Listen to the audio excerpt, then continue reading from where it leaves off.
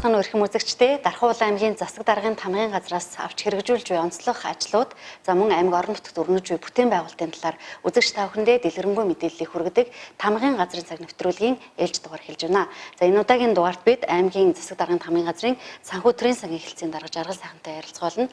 Тэгэхээр 2020 оны Дархан аймгийн төсвийн орлогын одоо бүрдүүлэлт болоод төсвийн зарлагын талаар эхлээд үзэгчтэй ойлголт өгье. За Дархан жуудын энэ өдрийн амгаланг ирээ Дархан аймгийн засаг дарга түүний тамгын газар за мөн аймгийн Дархан аймгийн онцгой комисс шуурхай штабаас улс орны одоо Монгол улсын онцгой комисс болон шуурхай штабаас өгсөн чиглэлийн дагуу энэ ковид-19 өвчин цар тахлаас урьдчилан сэргийлэх мөн 20 цэрийн дэглэмтэй холбоотой ажил арга хэмжээнүүдийг маш олноор зохион байгуулж байна. За энэ ажлын хүрээнд онцгой комиссийн хүрээнд гэх юм бол манай хангалттай хэсэг гэж байдаг мөн санхүү эзэнсгийн чиглэлээр мэрэгжлийн манай анги болон аймгийн засаг даргаас өгсөн үүрэг даалгаврын дагуу санхүү төрийн сангийн хэлтсийнхэн байна. Энэ 20 оны төсвүүдээр маш их анхаарлаа төвлөрүүлж байгаа. 20 оны 1-р улирлын байдлын мэдээ маань сая 4 сарын 1-ний өмсөндөө тодорхойлж гарсан байгаа. За энд аймгийн орлогын төлөвлөгөө маань 8.5 тэрбум төгрөг орохоос төлөвлөгөөнөөс 7.2 тэрбум төгрөг буюу 84.5% биелэлттэй тасалбал маань гэх юм бол 1.3 тэрбум төгрөгийн тасалбалтай явж байна. За энд нөлөөлж байгаа томоохон орлогын төлөвлөлт гэх юм бол хувийн орлогын албан татвар за газрын төлбөртэй холбоотой тасалбалууд бол байх жишээтэй. Энэ дотор нь ингээ харах юм бол аймаг маань 1 тэрбум 265 сая төгрөгөөр тасагч байгаа. Дархан сум маань 50.5 сая төгрөгөөр хонгор сум маань 15.8 сая төгрөгөөр тасаж яваатай. Гэтэл орхон сум маань болохоор 3.2 саяар давсан. Шарингол сум маань 6.2 сая төгрөгөөр давсан юм дүнтэй бол байна. Тэнгууд биднээс энэ орлогын төлөвлөгөөтэй холбоотой зарлаг санхүүжилтээр мөн Монгол Улсын засгийн газраас хойш нэлээд томоохон арга хэмжээнүүд авсны хамгийн том арга хэмжээ гэх юм бол үндсэндээ цалин хөлс, нийгмийн даатгал, татвар, тогтмол зардлаас босод зардлыг бол үндсэндээ бол хэмнэлтийн горонд шилжүүлэх буюу 12 сар руу шилжүүлээд төрийн сан дээр гүйлгэн гарахыг бол боловсон байна. За энийг бол мөн манай аймгийн засаг даргаас өгсөн үүрэг чиглэлийн дагуу биднээс 1 сараас хойш ерөнхийдөө эдийн хэвийн үйл ажиллагааг хангах чиглэх зохицуултаа хийчихэд томилтын зардал, тавилгыг тогтшил худалдаж авах гэдэг юм уу ийм зардлуудыг бол өгөхгүйгээр хойшлуулж явж байгаа юу ковидынхоо эрсдийг тооцсон хэмжээгээр зардал санхүүжилтийг яаж гарах вэ гэдэг юмуд бол явж ирсэн. Ийм түнтэй бол байгаа.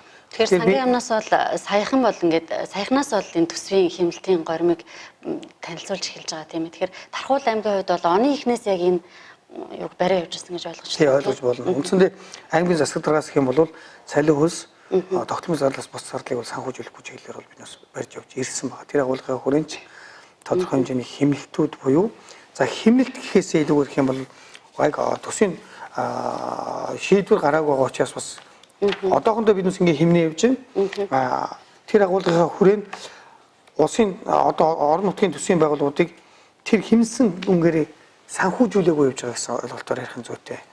Тэгээд засгийн газрын том арга хэмжээ тэр аймгаас биднээс бол үндсэндээ бол их сайн олж харсан юм билээ.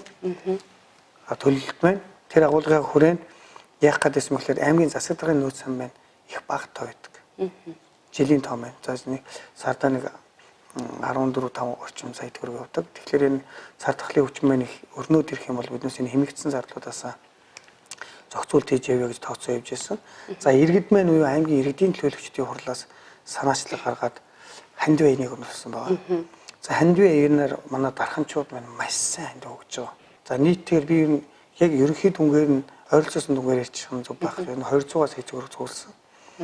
За 200 сая төгрөгнөөс үндсэндээ одоо бол нэг 84 сая төгрөгийн үлдэгдэлтэй байна. Аймгийн онцгой комиссийн хурал болж Дархан хотынхаа хэмжээнд одоо 32 сая төгрөгийн нийтээ ариу утгал одоо бүх хороолоод дарах нийтийн эзэмшлийн газруудын ариу утгалууд за мөн иргэдийн орон сууцны орц подвол ариу утгалууд за дээрэс нь эрүүл мэндийн байгууллагуудын тодорхой зардуудыг шийдэхээр бол зардууд бол өчигдөр бол хурлаар шийдвэрлэгдлээ. Тийм болохоор биднээс үндсэндээ иргэдийн аюул далаад тусал нэмэр гэдэг шиг олон хүний мөнгө маань гэх юм бол бас их тийм том тоогоороо явдаг. Эвтэйх ингээд явж байгаа нь өнөөдөр төсвийн эрсдэл багтаа биднээс бол явж байгаа гэж харж байгаа. Орлогын түвшин ч гэсэн 84.5% буюу 5% таслыг харьцангуй гайгүй байна. Биднээс бол бас нэм эрсдэл зөв тооцсон юм байна гэсэн юм чиглэлүүдээр бол тооцож харж байгаа. Тэр яг энэ өнгөрсөн хугацаанд аймгийн засаг даргын нөөц хөрөнгөөс яг иймэрхүү одоо ажлуудад хичнээн төгрөг зарцуулав. За 38 орчим сая төгрөг гарсан бол байгаа. Энэ юу гэхээр биднес нөө хандивын маань мөнгө цуглаагүй байх үед шуурхай арга хэмжээ авсан. Түрүүн төсвийнхаа хувьд ч гэсэн харж биднес шуурхай арга хэмжээ авч зарим төрлийнхаа зардлуудыг зогсоож хэмнэлтийн горимж шилжүүлсэн байгаа.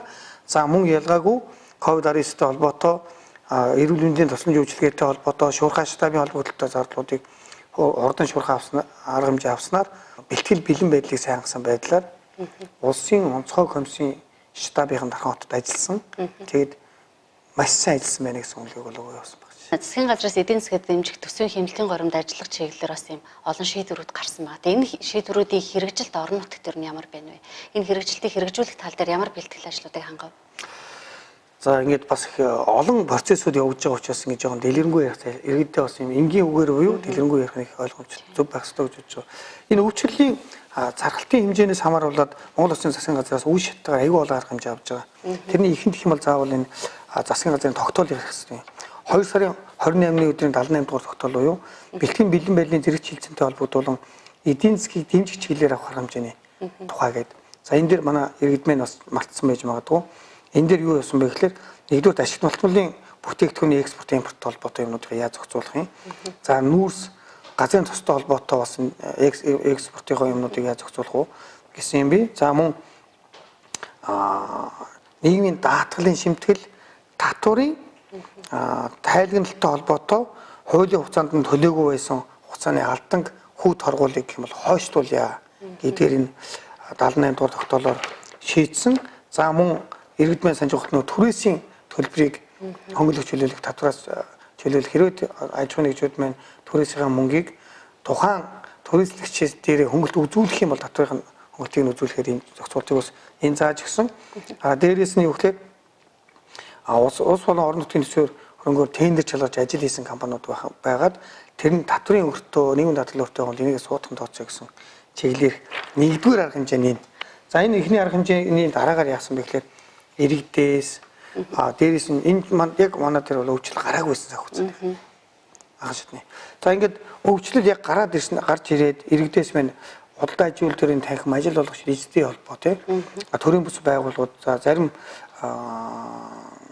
улс төрч эдийн засгчдаас тийм судлаачдаас яг материал баялагын үйлдвэрлэлийг бий болгож байгаа тэр үйлдвэрлэгч нар руугаа чиглэсэн арга хэмжээнүүдийг төлөх үх шаардлагатай байна гэсэн маш их олон саналууд бол явсан. За ингээд 3 сарын 27-ны өдөр засгийн газрын ээжлэл суралдаан болоод 7 чиглэлийг ерөнхий сайд бол хийхээр бол ярьсан байгаа. Энд иргэд маань ерөнхийдөө бол мэдж байгаа. Аж ахуйн нэгжийн урлагийн хамтар нийгмийн даатгалыг 4 сарын 1-ээс 10 сарын 1-ний хооронд чөлөөлөх.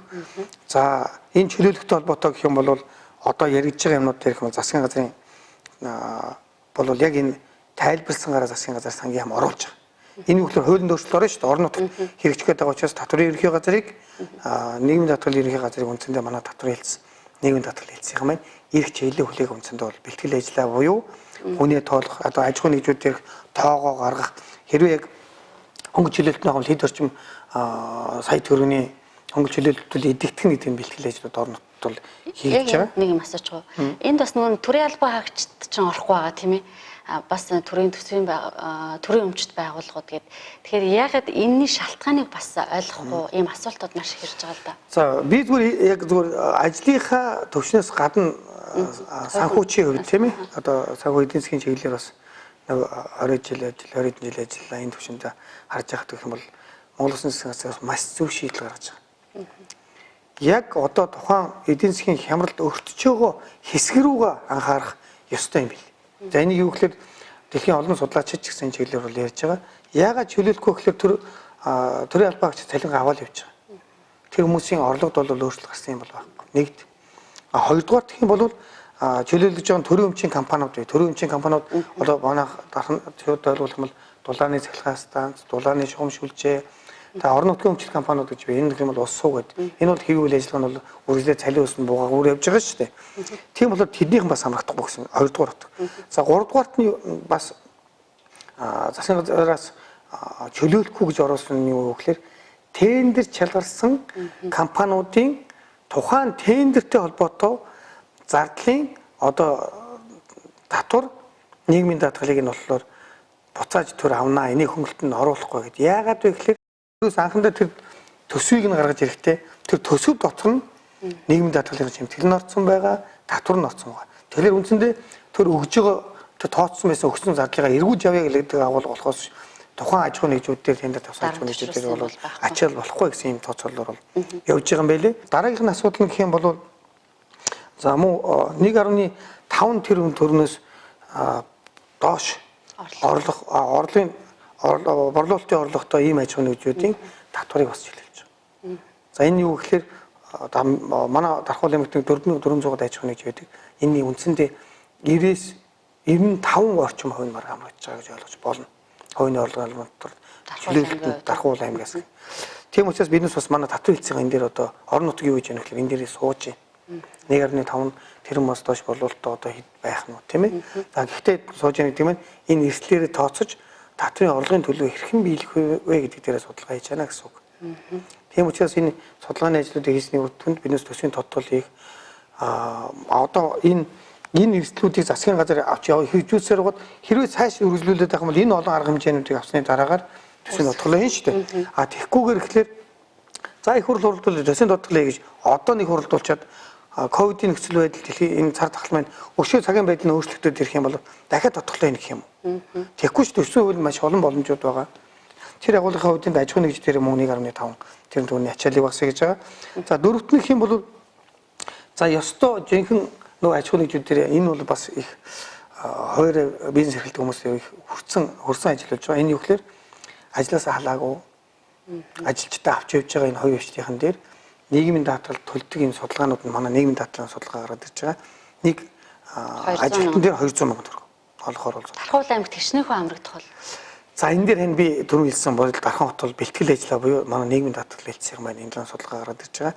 Нэг энэ хөнгөлтүүд татварын хөнгөлтүүдийн зохицуултууд маань гэх юм бол бүгд дандаа хувийн хвшлэл руугаа чиглэсэн байна. Тэрүүгээр онцлогтой. За дараагаар гэх юм бол ноолууртай холбоотойг манай иргэд бол мэдж байгаа бах. Ноолуур дээр гэх юм бол энэ дотоодын үйлдвэрлэгчнэр дээр бас аливаа нэг сөрөг буюу энэ том хэмжээний цар тахлын хүчин байна. Нөгөө талдаа гэх юм бол биднээсийн алдаа дутагдлаа талыг улсын хэмжээнд бол маш их гаргаж ирж байгаа. Тэр нь юу гэхээр төвхөн эдийн ноолуурыг хэдэн үеийн дотооддоо үйлдвэрлэдэг. Хэдэн үеийн биднээс экспортод гаргадаг. Тэрийг хэдэн үеийн босгуулж гаргадаг. Хэдийн төвхийгээр нь гаргадаг гэдэг тоонууд нь ил болж тодорхой хэмжээнд гарч ирлээ шүү дээ. Тэгэхээр биднээс үйлдвэрлэгч нарыг дэмжих ёстой юм гэдэг агуулгын өрөөнд 300 тэрбум төгрөгийн их усрыг Монгол Улсын засгийн газраас үйлдвэрлэгчдэд бол тавьж өгч байна гэж ойлгож байна. Тэр хэмжээгээр гэх юм бол ажлын байр үйлдвэрлэл маань цаашаа өргөжинд хэлэх гэдэг юм уу эсвэл бизнесийн үйл ажиллагаа нь бол зөв үйлдвэрлэлд ороо явчихна. Тэр хэмжээгээр валютын дотгочлог урсгал маань бас ажраа явна гэсэн санаад бол явж байгаа. Мөн одоо энэ дэр хөдөө аж ахуйн газар судалгаа хийж байгаа юу? Манай хичнээн малчин өрхийн хамрагдах бол. За яг тэр тоогоор нь энэ мэдлэгээр манай одоо хүнс хөдөө аж ахуйн газар хөдөө аж ахуйн яам за энэ юутай холбоотой зээлийн хүс хүрт холбоотой хөгжлийн банк ч гэдэг юм уу те эсвэл сангийн яамнуудын тооцоолуудаа бүгд хийгээ явж байна. Энэ юу гэхээр мөн ялгаагүй засгийн газрын одоо энэ их энэ шийдвэрүүд мань яг хизэнээс эхэлж хэрэгжих юм. Хэрэгж процесс маань үндсэндээ засгийн газар бол шийдлээ гаргаад тавьчлаа. Энэний дагуу их хурл дээр хууль болгон дээр зохицуултуудыг хийгээ явна гэсэн үг. Хуулийн дээр зохицуулт нэгээ батлагдаад ирэхлээр орон нутг дээр шууд хэрэгж явна гэсэн үг. Би ойлгож байгаа гэх юм бол үндсэндээ их хурлаас одоо энэ 4 сартаа багтаагаад 4 сартаа багтаах та бүр 20 дээр өнөөхдөө бол энийг хамгийн түрүүнд хэлцэх байгаа. Энэ том цар тахлын өрөөний асуудлуудыг малчид маань ямаагаас хамнаад эхэлсэн байгаа тийм ээ. Дандаа энэ улирлын санхүүцаатай асуудал. Дээрээс нь үгээр одоо хаврын манай газар тариалангийн ориончтой дархан сэлэнгийн орон маань хаврын тариалалтай холбоотой хөдөө аж ахуйн маш том олон зүйлүүд бас хийж байна. Сангийн сайд хөдөө аж ахуйн сайд хоёр хэлсэн шүү дээ. Хөдөө аж ахуйн машин тоног төхөөрөмжийн үнийг 50% хөнгөлөөд үндсэндээ бас энэ тариаланчдаас олгоё гэсэн чиглүүлж гэсэн явж байгаа юм байна. За энэний дараа 6-ад нэг юм бол хүүхдийн мөнгийг 3 сарын хугацаанд үндсэндээ 10,000 төгрөгөөр нэмэгдүүлэх Одоо энэ бол бэлэн тоон материал нь бол байж байгаа манай. Харин энэ дээр зүгээр нэг зүйлийг иргэдээ хэлмээр юм бэл. Хүүхдээ 20,000 төгрөг авахгүй иргэд бас байд юм бэл. Аваагүй, хүүхдээ бүртгүүлж амжаагүй гэдэг юм уу тий. Яг Монгол улсын хэмжээнд байгаа хүүхдүүдээс авж байгаа хүүхдийн тонцгон байгаад байгаа. Энийг нийгмийн хамгааллын сайд хэл мэдээлэл хэрэгтлээр ярихдаа иргэдмэн очиж бүртгүүлээрэй гэж хэлээ. Тийм болохоор манай ялгаагүй бас энд амжаагүй иргэд байх юм бол Дархан аймгийн Ариа баг хөдөлмөр харамжийн үйлчлэлийн газрын мэргэжилтэн дээр очиж бүртгүүлээд 30,000 төгрөг авах боломж нь бас нэгж байгаа. Ийм байна. За 7 дугаарх нь болохоор нөгөө шатхууны үнэтэй холбоотой 300 ба түүнээс дээш үнээр нефтийн төчийг бас реакцийн ийм чиглэлүүд явж байгаа. За ерөнхийдөө ийм 7 багцаар хэмжээ Монгол Улсын засгийн газраас авсан орон нутаг салбарын яамдууд агентлагууд үндсэндээ бэлтгэл байдлаа хуулийн өөрчлөлттэй холбоотой саналуудыг бол үндсэндээ их хурлд одоо хэлцүүлэгдэж явж байна. За үүнээс гадна бас иргэдээс хамгийн их бас гарч байгаа санал хүсэлтийн нэг бол банк санхүүгийн байгууллагууд одоо хэрэглэгчээ ботсон үйл ажиллагаа арга хэмжээний шатаараа авах хэрэгтэй байна гэсэн энэ асуултууд маш их ирж байгаа. За энийг бол эхний хэлж гэх юм бол бас л нөгөө үйл шаттайгаар аягүй их олон ажлууд бол хийгдсэн л дээ. Тодорхой хэмжээний бий бол дэвшил гарсан гэж харж байгаа. За одоо бол арилжааны банкнууд зээлдэгч нартайгаа бол уулзж эхэлсэн. Зарим төрлийн банкнууд. За тэгэхдээ бол зээлийг хойшлуулах, саналын авах, хүлээж авах. Тэгэхдээ чинь гэрээний хүрээнд зохицуулагдсан, зээлийн гэрээний хүрээнд зохицуулагдсан байгаа учраас зээл тухайн гэрээг байгуулсан хоёр субъектууд байна. Энэ процессыг бас үргэлжлэж явна, явж байна. Дээрээс нь яг энэтэй зүгээр бас адилхан нэг хэлж байгаа санаа тэр шатхууны үнэтэй холбоотойгоор гэх юм бол Петровис компани тийм ээ. Өөрийнхөө төл шатхууныхаа үнийг маш өндөр хуваар бол болгосон. Дүнтэйгээ зарлж явах ч тий. Тийм учраас бол иргэдэд ирж байгаа энэ банкны зээлтэй холбоотой, хүүтэй холбоотой асуудлууд бол тодорхой хэмжээнд бол нөлөөлөх баг. Гэхдээ зүгээр ер нь бол яг энгийнээр хэлэх юм бол хоёр хүнд банкны байгууллага ч гэсэн бас өөрт нь бол бас дарамтууд бол бас ирж байгаа л да. Санхүүдрийн сангийн хэлцээс яг одоо ямар ажил дээр илүү анхаарч байна вэ? Төсөв санхүүгийнхаа их үүсвэртэй уялдуулах байдлаар хөрөнгө оруулалт хөгжлийн бодлого хэлцээгээ. За өмчийнхаа албатай худалдаа авах энэ тендерүүдтэй холбоотой татврынхаа хэлцээтэй орлоготойгоо газрын албаныхаа газрын төлбөртөө гэдгээр маш олон арга хэмжээнүүдийг бол зохион байгуулж байна. За энэ дэр бас нэг зүйлийг бас орхидуулаа ярьсан байна. Монгол Улсын засгийн газрын хамгийн том зөв зүйтэй шийдэж байгаа асуудал юу вэ гэхээр 2020 онд хэрэгжүүлж байгаа хөрөнгө оруулалтын арга хэмжээг үргэлжлүүлэхээр шийдвэрлэж засгийн газар түргэн барьж засгийн газар маань өргөн бариад ажлууд маань бол тендерүүд маань зарлагдаа ингэ явж байна. Энэ юу гэхээр эдийн засаг одоо ингэж хомигдоод одоо өнөхөр манайх бол мэдж байгаа үсчин одоо шүдний эмнэлэгч гэдэг юм уу үйлчлэгээний байгууллагууд дэлгүүр хоршоо тий үндсэндээ 2019 онд явж исэн чиглэл ажиллагаа бол үндсэндээ бол болчихлоо шүү дээ.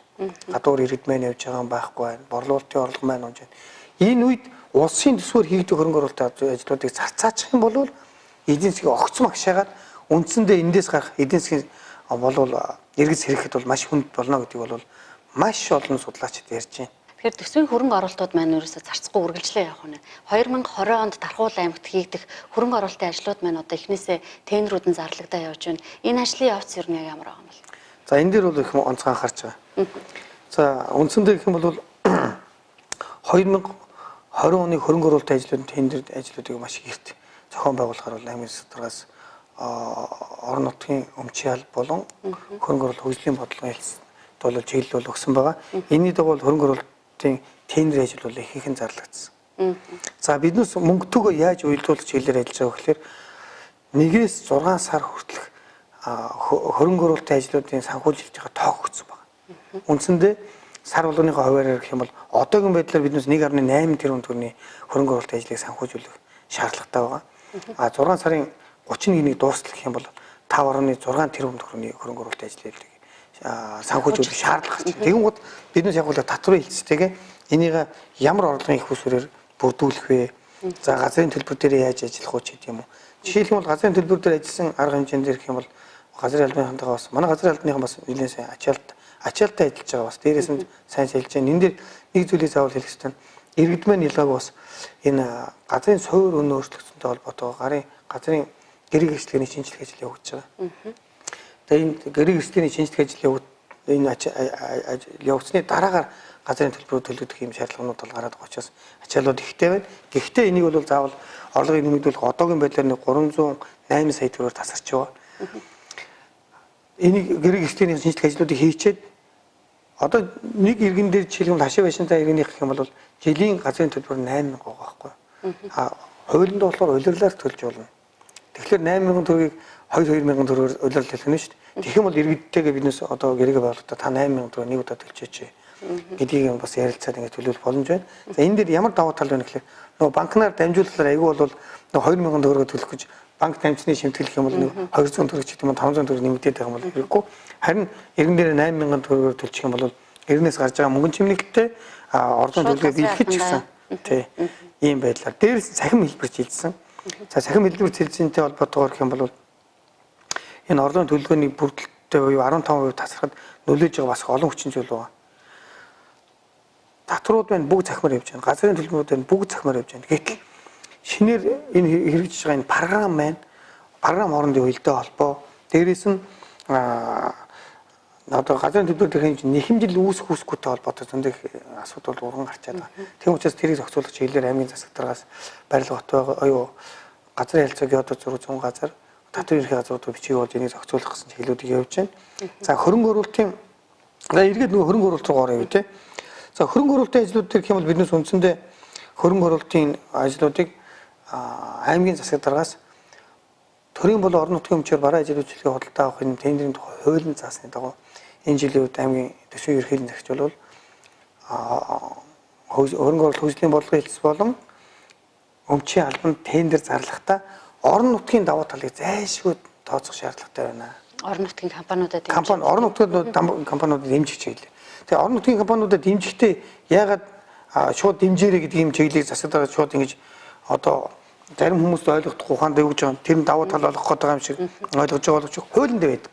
тендерийн хуулиндаа. Тендерийн хуулиндаа орон нутгийн давуу талыг хуваар тооцож болгодог байгаа. 3-5 хуваар тооцож бол давуу талаар тооцож авдаг тэр нэг үнийн дүнд нөлөөлөв. За манай орон нутгийн компаниуд энд ялснаар ямар үр дүнтэй юм гарах вэ гэвэл эргээд нөгөө татвар маань бүрдэг. Хэрэв Улаанбаатарын компаниуд байх юм бол татвар Улаанбаатар төлчих шүү дээ. Сэлэнгийн компаниуд байх юм бол сэлэнгийн төлчих гэдэг юм уу. Ингээ бүх мөйлдөө холбоотойгоор бид бэлтгэл ажлын хөрөнгө оруулалтын ажил дээр орон нутгийн давуу талын чиглэлийг тооцох чиглэлүүдээр ч гэсэн бас ажиллаж байна. Гэхдээ тендерийн хуулийн заасны дагуу одоо нөгөө чанарын шаардлага хангасан хамгийн бага үнийн санал нь Улаанбаатарын компани байх юм бол тэрийг одоо үнэлгээнийх нь хооронд шалгаруулахаас өөр аргагүй байдаг л да. Бас л мөн хуулийн дагуу. Гэхдээ биднес хуулийн дагуу гэхдээ биднес орон нутгийн давуу талыг бол тооцож явах хэрэгтэй. За мөн иргэдээс бас хамгийн их асууж байгаа зүйл нөгөө татварын буцаа олголт хизээ өгөх вэ гэдэг асуулт байгаа тийм. Тий. Татварын буцаа олголтыг бол иргэд асуух хэрэгтэй. Энийг бол заалж байгаа. Энэ эхний ээж нь гэх юм бол иргэд минь хуулийн хугацаанд татврынхаа буцаа олголтын материалыг бүрдүүлж бас хэвшмээр байгаа. Энэ дээр хоцроод идэв. Зарим иргэнүүд нь бол хоцорчод авч чадахгүй байх гэх юм иймэрхүү асуудал үүсэж идэв. Энэ дээр иргэд минь анхаарах хэрэгтэй. Хоёрдугаар төвхлөөр энэ ирсэн материалуудыг эхний ээж нь аймгийн татвар хэлсэн байна нэгтгэх нь. Нэгтгэсэнгээ үндсэн татвар эрхлэх газарт явуулж хянуулдаг байна. За 2019 оны буцаа олголттой холбоотой улсын хэмжээнд нэг хүн 2 авсан юм гарсан. Эхнэрийнх нь нэр дээр нэг авчаад нөхрийнх нь нэр дээр авсан жишээнүүд гараад ийм зөрчлүүд байна. Энийг арилгахад цаг хугацаа ороод байна гэдэг юм явьжсэн шүү дээ. За ингээд яваад ирсэн байгаа. Дээрээс нь хувийн орлогын татварын хуулинд өөрчлөлт. Хуулиндаа яг цаг хугацааг заагаад өгсөн. Хоёрдугаар улиралдаа багтааж бизнес олгоно гэж байгаа. Бизнес аймгийн засаг даргатаа энэ чиглэлээр бол юм ялгаагүй орлогын төлөвлөгөөтэйгээ уялдаа хөрөнгө оруулалтын 1.8 тэрбум төгрөгийн хөрөнгө оруулалтын яг яаж санхүүжүүлэх гэдэгтэй адилхан 2019 оны Дархуул аймгийн татвар төлөгч одоо энэ хувийн орлогын боцоо олголтыг авах иргэдийн маань үнийн дүн 1.5 тэрбум төгрөг байна. 1.5 тэрбум чинь хичнээн иргэн байгаа гэсэн үг үү? За иргэдийнхээ тоогоор бол би гарцсан ба яг зүгээр одоохондоо энэ чанад материал нь бол алга байна. Би нэг 2800 тэрбум байгаа болов уу гэж зүгээр дотор бодож байна. Тэрийг харахаар бол гарч ирэх байгаа. Тэгээд үндсэндээ 1.5 тэрбум төгрөгийг биднес 6 сартаа олгоно. 6 сартаа олгоно. 6 сартаа бол бүрэн олгож дуусаад нэг удаа олгоно гэсэн юм чиглэлүүдтэй бол нэг дор нэг удаа олгоно гэсэн юм чиглэлүүдтэй бол ажиллаж байна. Үндсэндээ орлогын төлөөний бүрдэлттэй хамаарна. Гэхдээ биднес аймгийн засаг дарга бол чиглэлээ бас өгсөн. 6 сартаа заавал танаас орлогооч бүрдүүл иргэддээ энэ хувийн орлогын нөхцөлтийг заавал болгоо 6 сартаа багтаа заавал болгож өгсөн чиглэлийг бид өсгсөн байна. Энэ чиглэлээр татвар хэлц, газрын алба, санхүү хэлц бол одоо хайдалж байна. За баярлалаа. Тэгээд өнөөдрийн ярилцлага маань энд хүрээд өндөрлөж байна. Тэгэхээр Тамгын газрын цаг нэвтрүүлгийнхаа ээлж дугаараар Дархуул аймгийн төсөв санхүүгийн өнөөгийн нөхцөл байдлын мэдээллийг үзэгч та бүхэндээ хүргэлээ. Анхаарлаа хандуулсан танд баярлалаа. Баяртай.